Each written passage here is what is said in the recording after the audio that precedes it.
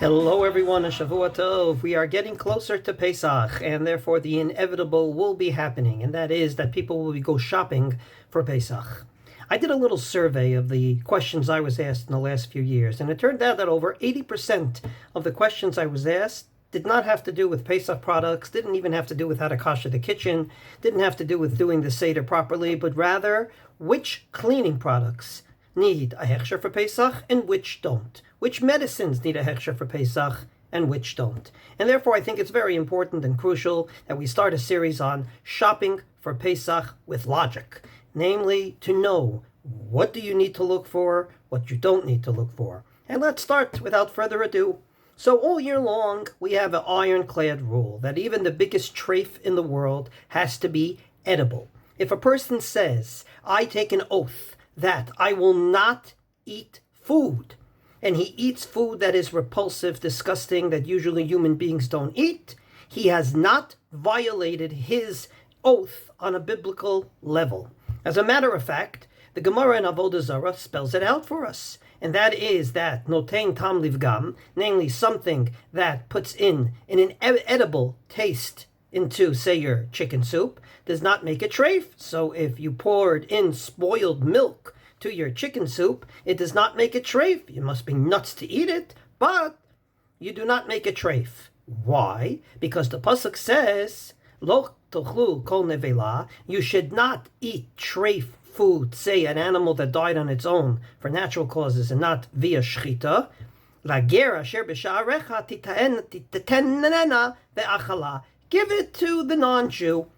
And therefore the Gemara says, and I quote, Kol haruya leger kruya nevela, she'ena ruya leger, eina kruya nevela.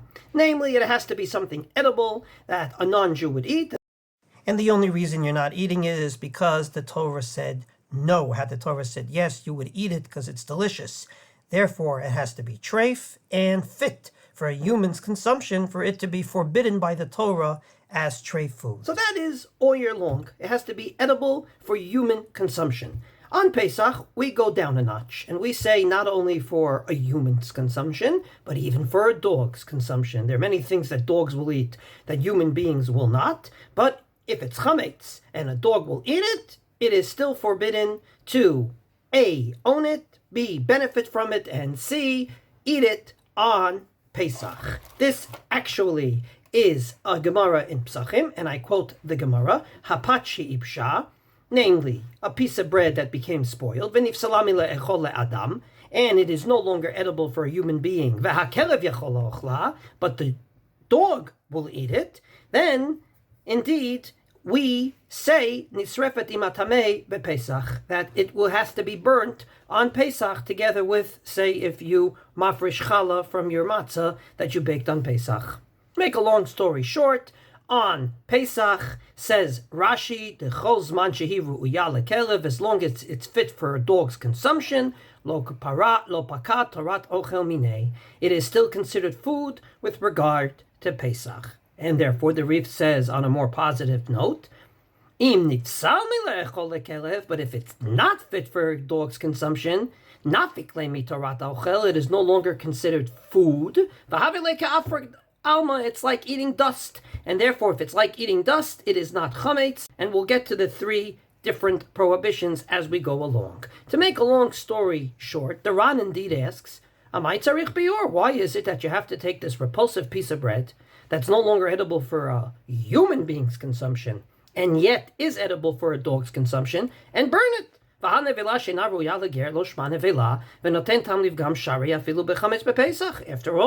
all year long we say that notein tam livgam is something that's repulsive and not edible for a human's consumption, then it's no longer considered food. You'll be nuts to eat it, but again, it is not treif.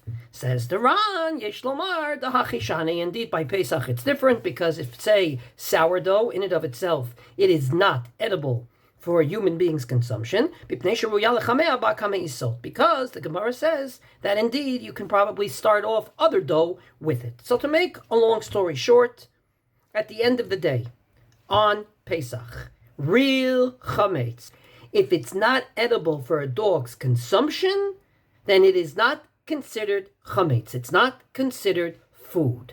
And therefore, if it is not considered food, it is not considered something that is forbidden on Pesach.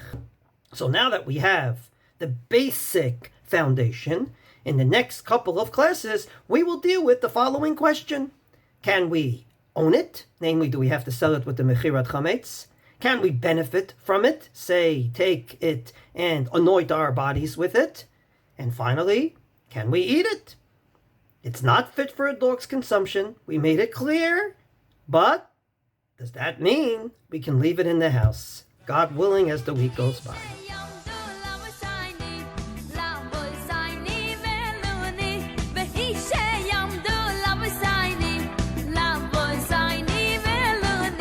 שלא יחד אחד בבדו מדלייני שלא יחד אחד בבדו מדלייני שלא יחד אחד בבד שלא יחד אחד בבד מדלייני לחלסייני